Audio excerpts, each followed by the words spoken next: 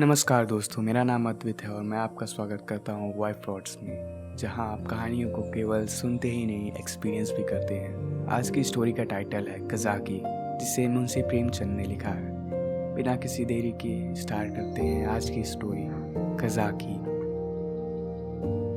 मेरी बचपन की यादों में कज़ाकी एक न मिटने वाला व्यक्ति है। आज 40 वर्ष गुजर गए। कज़ाकी की मूर्ति अभी तक मेरी आंखों के सामने नाच रही है। मैं उस समय अपने पिता के साथ आजमगढ़ की एक तहसील में था। कज़ाकी जाति का पासी था, बड़ा ही हंसमुख, बड़ा ही जिंदा दिल।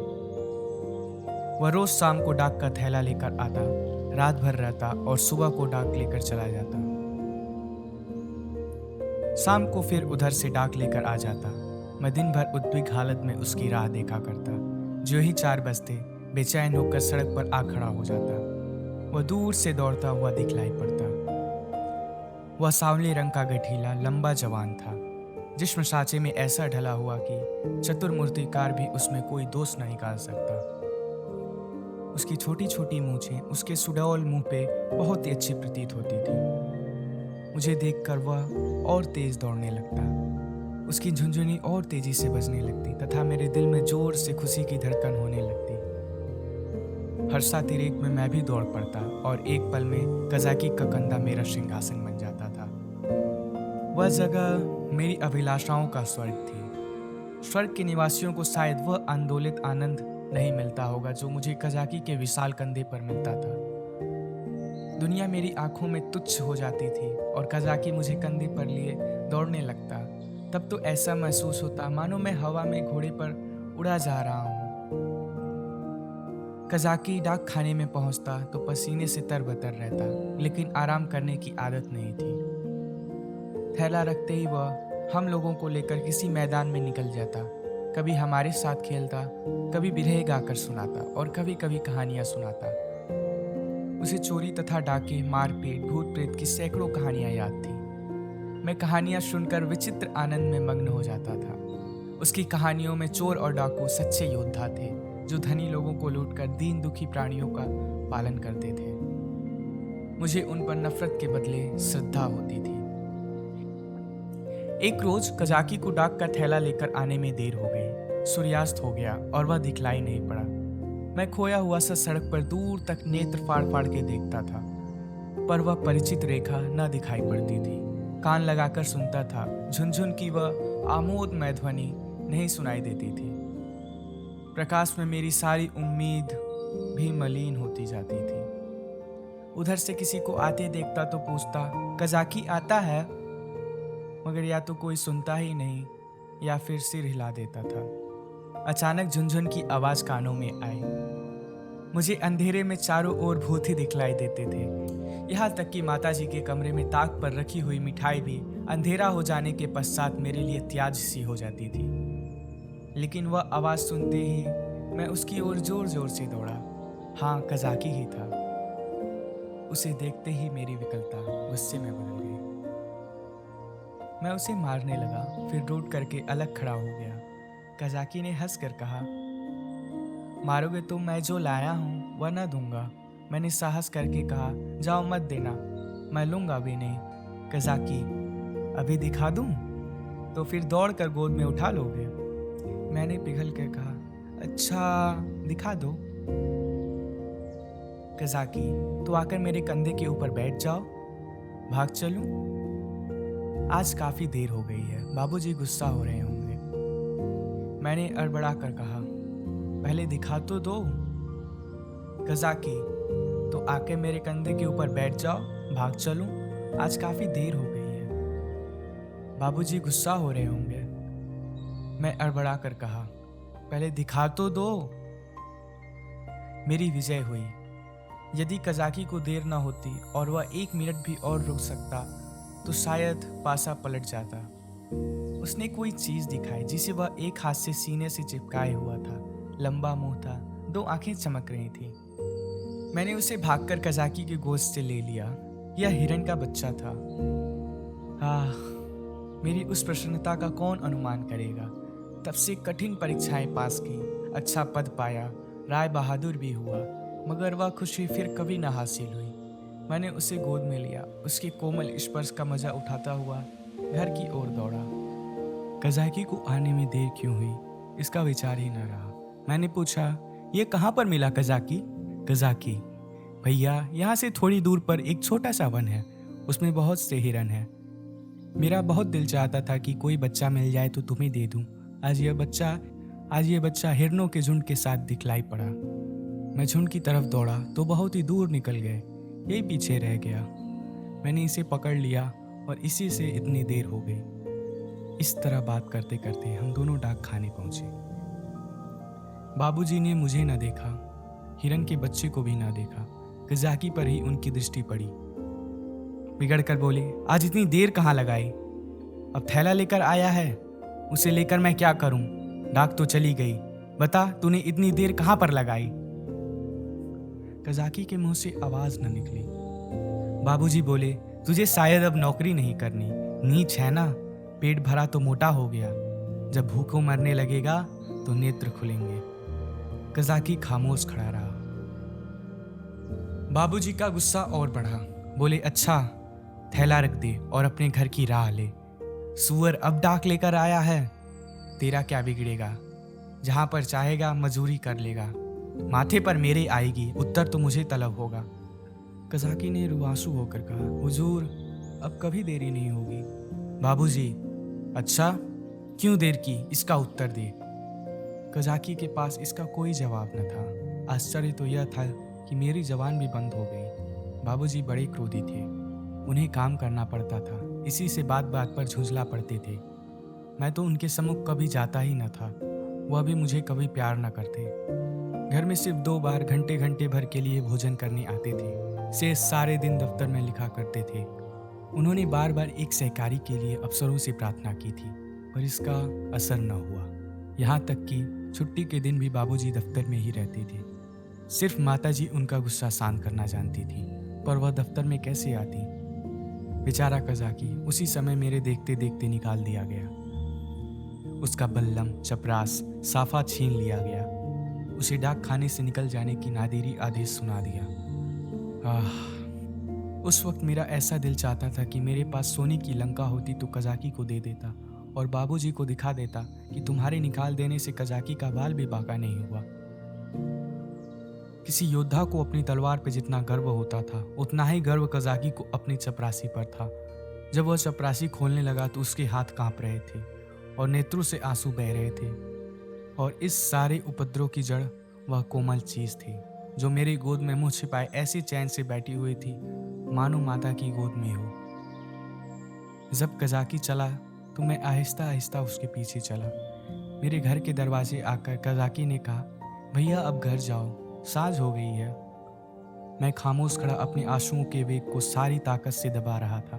कज़ाकी फिर बोला, भैया मैं कहीं बहुत दूर थोड़े न चला जाऊंगा, फिर आऊंगा तथा तुम्हें कंधे पर बैठा के कुदाऊंगा।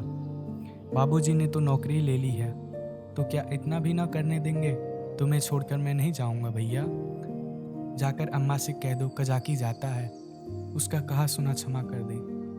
मैं दौड़ा हुआ घर गया, किंतु अम्मा जी से कुछ कहने के बदले बिलक बिलक कर रोने लगा। अम्मा जी किचन के बाहर निकलकर पूछने लगी, क्या हुआ बेटा, किसने मारा? बाबूजी ने कुछ कहा है क्या? अच्छा रह तो जाओ, आज घर आते हैं तो पूछती हूँ, जब देखो मेरे लड़के को मारा करते हैं। खामोश रहो बेटा, अब तुम उनके पास कभी न जाना। मैंने बड़ी कठिनता से आवाज़ संभाल कर कहा, कज़ाकी। अम्मा ने समझा कज़ाकी ने मारा है, कहने लगी, अच्छा आने दो कज़ाकी को, देखो खड़े खड़े निकलवा देती हूँ। हरकारा होकर मेरे राजा पुत्र को मारे, आज ही तो साफा बल्लम सब छिनवा लेती हूँ। वाह।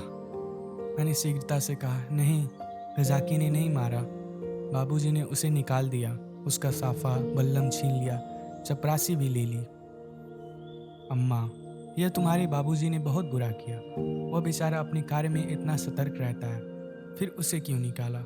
मैंने बताया आज उसे देरी हो गई थी। इतना कहकर हिरन के बच्चे को गोद से उतार दिया। घर में उसके भाग जाने का डर न था। अब तक अम्मा जी की निगाह उस पर न पड़ी थी। उसे फुदकते देख वह अचानक से चौंक पड़ी और लपक कर मेरा हाथ पकड़ लिया कि यह भयानक जीव मुझे काट न खाए। मैं कहाँ तो फूट फूट कर रो रहा था और कहाँ अम्मा की घबराहट देखकर खिलखिलाकर हंसने लगा। अम्मा, अरे यह तो हिरन का बच्चा है, कहाँ से मिला? मैंने हिरन के बच्चे का इतिहास और उसका भीषण अंजाम आदि से अंत तक कह सुनाया। अम्मा, यह इतना तेज भागता था कि कोई अन्य होता तो पकड़ ही न सकता। सनसन हवा की तरह उड़ता चला जाता था। कज़ाकी 5-6 घंटे तक इसके पीछे दौड़ता रहा, तब कहीं जाकर बच्चा मिला। अम्मा, कज़ाकी की भांति कोई संसार में नहीं दौड़ सकता। इसी से तो देर हो गई, इसीलिए बाबूजी ने बेचारे को निकाल दिया। चपरास, साफा, बल्लम सब कुछ छीन लिया। अब बेचारा क्या करेगा, भूखों मर जाएगा। अम्मा ने पूछा, कहाँ है कज़ाकी, जरा उसे बुलाकर तो लाओ। मैंने कहा, बाहर तो खड़ा है, कहता था अम्मा जी से मेरा कहा सुना माफ़ करवा देना। अब तक अम्मा जी मेरे हाल को मजाक समझ रही थी। शायद वह समझती थी कि बाबूजी ने कज़ाकी को डांटा होगा, मगर मेरे अंतिम वाक्य सुनकर संशय हुआ कि वाकई कज़ाकी को बर्खास्त तो नहीं कर दिया। बाहर आकर कज़ाकी कज़ाकी पुकारने लगी, किंतु कज़ाकी का कहीं पता नहीं था। मैंने बार बार पुकारा, मगर कज़ाकी वहाँ न था। मैंने भोजन तो खा लिया, बच्चे शौक में खाना नहीं छोड़ते, खासकर जब रबड़ी भी सामने हो। लेकिन बड़ी रात तक पड़े पड़े सोचता रहा। मेरे पास रुपए होते तो 1 लाख रुपए कज़ाकी को दे देता और कहता, बाबूजी से कभी नहीं बोलना, बेचारा भूखों मर जाएगा, देखूं कल आता है कि नहीं। अब वह क्या करेगा आकर, लेकिन आने को तो कह गया है। मैं कल उसे अपने साथ खाना खिलाऊंगा। यही हवाई किले बनाते हुए मुझे नींद आ गई। दूसरे रोज मैं दिन भर अपने हिरन के बच्चे की सेवा सत्कार में व्यस्त रहा। पहले उसका नामकरण संस्कार हुआ, मुन्नू नाम रखा गया। फिर मैंने उसका अपने सब दोस्तों और सहपाठियों से परिचय कराया। दिन भर में वह मुझसे इतना हिल मिल गया कि मेरे पीछे पीछे भागने लगा। इतनी ही देर में मैंने उसे अपनी ज़िंदगी में एक महत्वपूर्ण स्थान दे दिया। अपने भविष्य में बनने वाले विशाल भवन में उसके लिए अलग से कमरा बनवाने का भी फैसला कर लिया। चारपाई, सैर करने की फिटन आदि भी योजना बना ली। लेकिन शाम होते ही सब कुछ छोड़ छाड़ कर सड़क पर जा खड़ा हुआ और कज़ाकी की बाट देखने लगा। जानता था कि कज़ाकी निकाल दिया गया है, अब उसे यहाँ आने की कोई आवश्यकता नहीं रही। फिर न जाने क्यों मुझे यही उम्मीद हो रही थी कि वह आ रहा है। अचानक मुझे ख्याल आया कि कज़ाकी भूखों मर रहा होगा। मैं फ़ौरन घर आया। अम्मा जी दिया बाती कर रही थी। मैंने चुपचाप से एक टोकरी में आटा निकाला। आटा हाथों में लपेटे हुए टोकरी से गिरते आटे की एक लकीर बनाता हुआ भागा। जाकर रास्ते पे खड़ा ही हुआ था कि कज़ाकी सामने से आता हुआ दिखाई दिया। उसके निकट बल्लम भी था, कमर पे चपरास भी, सिर पर साफा भी बांधा हुआ था। बल्लम में डाक का थैला भी बंधा हुआ था। मैं भागकर उसकी कमर से चिपट गया और हैरान होकर बोला, तुम्हें चपरास और बल्लम कहाँ से मिल गया कज़ाकी? कज़ाकी ने मुझे कंधे पर बैठाते हुए कहा, वह चपरासी किस काम की थी भैया? वह तो गुलामी की चपरास थी। यह पुरानी प्रसन्नता की चपरास है। पहले सरकार का नौकर था, अब तुम्हारा सेवक हूँ। यह कहते कहते उसकी दृष्टि टोकरी पर पड़ी जो वहाँ रखी थी। बोला, वह आटा कैसा है भैया? मैंने झिझकाए हुए कहा, तुम्हारे लिए लाया हूँ, तुम भूखे होगे, आज क्या खाया होगा? कज़ाकी की आंखें तो नहीं देख सकता था, उसके कंधे पर जो बैठा था। हाँ, उसकी आवाज़ में महसूस किया कि उसका गला भर आया है। बोला, भैया क्या रूखी रोटियां ही खिलाओगे? दाल, नमक, घी और कुछ नहीं?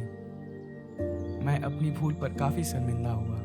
बेचारा रूखी रोटियां कैसे खाएगा, लेकिन नमक दाल घी कैसे लाऊंगा? अब तो अम्मा रसोई में होंगी। आटा लेकर तो किसी तरह से भाग आया था।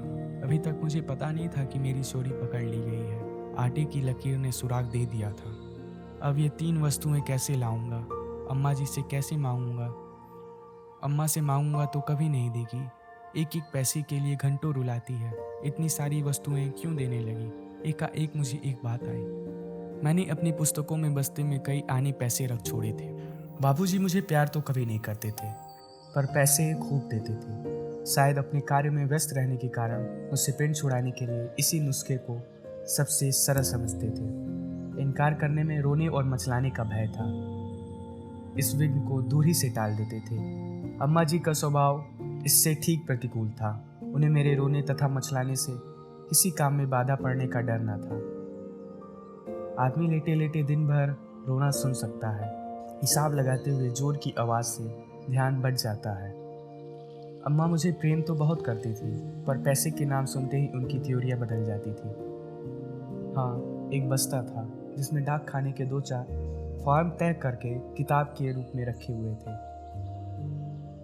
मैंने सोचा, दाल, नमक और घी के लिए क्या उतने पैसे काफ़ी होंगे? मेरी तो मुट्ठी में ही नहीं आते। यह तय करके मैंने कहा, अच्छा मुझे उतार दो, मैं दाल और नमक ला देता हूँ, लेकिन रोज़ आया करोगे ना? कज़ाकी, भैया खाने को दोगे तो क्यों नहीं आऊँगा? मैंने कहा, मैं प्रतिदिन खाने को दूंगा। कज़ाकी बोला, तो मैं रोज़ आऊँगा। मैं नीचे उतरा तथा दौड़कर सारी पूंजी उठा लाया। उस समय मेरे पास कोहिनूर हीरा भी होता तो उसकी भेंट करने में मुझे पशोपस न होता। कज़ाकी ने आश्चर्यचकित होकर पूछा, ये पैसे कहाँ से आए भैया? मैंने गर्वित होकर कहा, मेरे ही तो हैं। कज़ाकी, तुम्हारी अम्मा जी तुमको मारेंगी, कहेंगी कज़ाकी ने बुलाकर मंगवा लिए होंगे। भैया इन पैसों की मिठाई ले लेना तथा मटके में रख देना। मैं भूखों नहीं मरता, मेरे 2 हाथ हैं, मैं भला कभी भूखों मर सकता हूँ? मैंने बहुत कहा कि पैसे मेरे हैं, किंतु कज़ाकी ने न लिए। उसने बड़ी देर तक इधर उधर सैर कराई, गीत सुनाए और मुझे घर पहुंचा चला गया। मेरे दरवाजे पर आटे की टोकरी भी रख दी।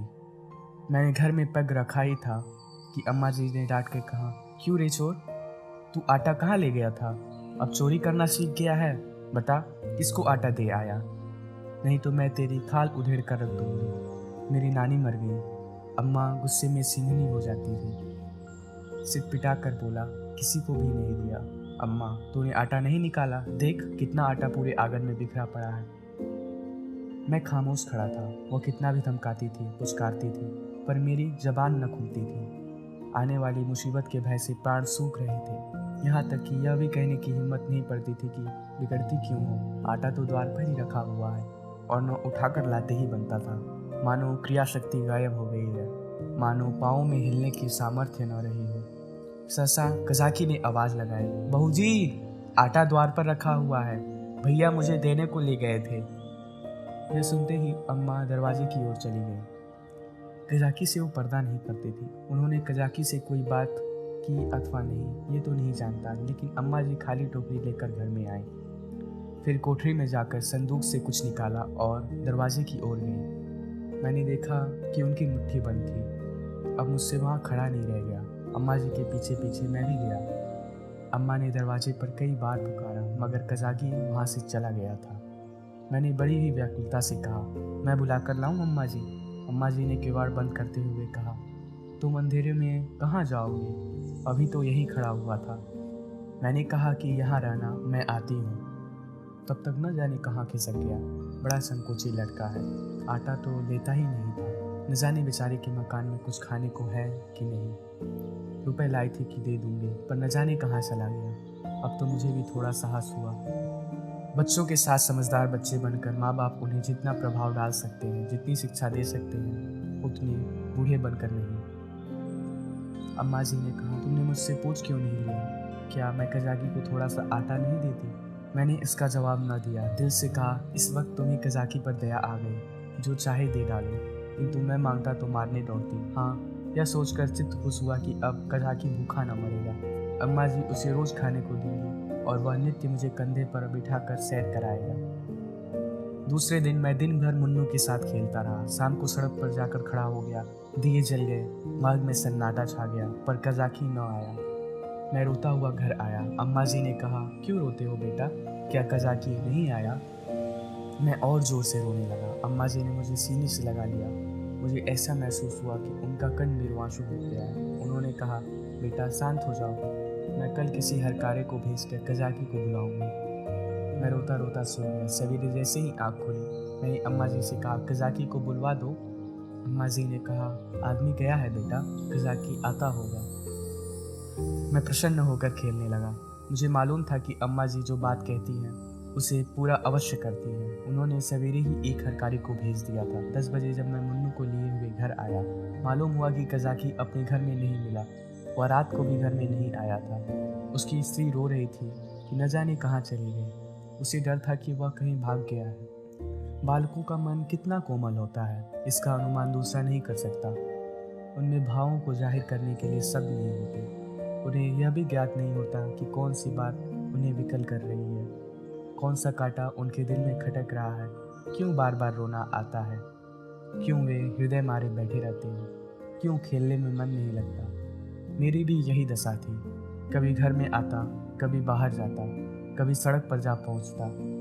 आंखें कजाकी को तलाश कर रही थी। वह कहाँ चला गया? कहीं भाग तो नहीं गया? तीसरे पहर को मैं खोया हुआ सा सड़क पर खड़ा था। अचानक मैंने कजाकी को एक गली में देखा। हाँ, कजाकी ही था। मैं उसकी तरफ चिल्लाता हुआ दौड़ा, पर गली में उसका पता नहीं चला। न जाने किधर गायब हो गया। मैंने गली के इस सिरे से उस सिरे तक देखा, लेकिन कहीं कजाकी की गंध तक न मिली। घर जाकर मैंने अम्मा जी को यह बात कही। मुझे ऐसा प्रतीत हुआ कि वह भी बात सुनकर बहुत फिक्रमंद हो गई थी। इसके बाद 2 दिन तक कजाकी नहीं दिखाई दिया। मैं भी अब उसे कुछ कुछ भूलने लगा था। बच्चे पहले जितना प्रेम करते हैं, बात को उतना ही निष्ठुर हो जाते हैं। 10-12 रोज और बीत गए। दोपहर का समय था। बाबूजी खाना खा रहे थे। मैं मुन्नू के पाँव में पीनस की पैजनियाँ बांध रहा था। एक औरत मुगन निकाले हुए आई और आंगन में खड़ी हो गई। उसके वस्त्र फटे हुए और मैले थे, पर गोरी सुंदर औरत थी। उसने मुझसे पूछा, भैया बहू जी कहाँ हैं? मैंने उसके निकट जाकर मुंह देखते हुए कहा, तुम कौन हो? क्या बेचती हो? औरत, कुछ बेचती नहीं हूँ, बस तुम्हारे लिए कमल गट्टे लाई हूँ। भैया तुम्हें कमल गट्टे बड़े अच्छे लगते हैं ना? मैंने उसके हाथ से लटकती हुई पोटली को उत्सुक आंखों से देखकर पूछा, कहाँ से लाई हो? देखें। स्त्री, तुम्हारे हरकारे ने भेजा है भैया। मैं उछल कर कहा, कजाकी ने? स्त्री ने सिर हिलाकर कहा, हाँ, और पोटली खोलने लगी। इतने में अम्मा जी भी चौके से निकल कर आई। उसने अम्मा जी के पैरों को स्पर्श किया। अम्मा जी ने पूछा, तू कजाकी की पत्नी है ना? औरत ने अपना सिर झुका लिया। अम्मा, आजकल कजाकी क्या कर रहा है? औरत ने रोकर कहा, बहू जी, जिस रोज से वह आपके पास से आटा लेकर गए हैं, उसी दिन से बीमार पड़े हुए हैं। बस भैया भैया कहते हैं। भैया में उनका मन बसा रहता है। चौक चौक कर भैया भैया कहते हुए दरवाजे की ओर दौड़ते हैं। न जाने उन्हें क्या हो गया है। बहू जी एक दिन भी कुछ नहीं कहा, न सुना। घर से चल दिए और एक गली में छिपकर भैया को देखते रहे। जिस समय भैया ने उन्हें देख लिया तो भागे। तुम्हारे पास आते हुए शर्माते हैं। मैंने कहा, हाँ हाँ, मैंने उस रोज तुमसे कहा था अम्मा जी। अम्मा, घर में कुछ खाने पीने को भी है? औरत, हाँ बहू जी, तुम्हारे आशीर्वाद से खाने पीने का कष्ट नहीं है। आज सुबह उठे और तालाब की तरफ चल दिए। बहुत कहती रही, बाहर मत जाओ, हवा लग जाएगी। हमारी कमजोरी के पैर कांपने लगते हैं, मगर तालाब में घुसकर ये कमल गट्टे तोड़ लाए।